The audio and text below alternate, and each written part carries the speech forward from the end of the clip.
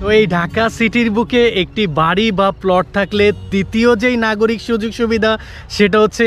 এই যেই শিক্ষা অর্জন করে বিভিন্ন চাকরি বাকরির ক্ষেত্রে আমরা বিভিন্ন কর্মসংস্থানের কথা ভাবি, তাহলে কিন্তু প্রথমে এই ঢাকা শহরে সবচেয়ে বেশিরভাগ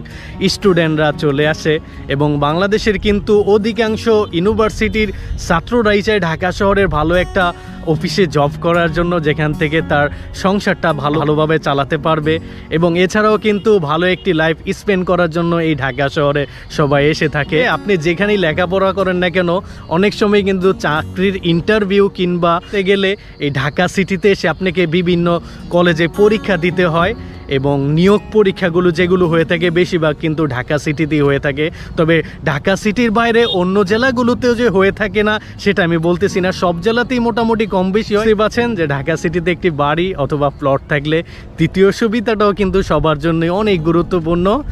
হয়ে থাকে।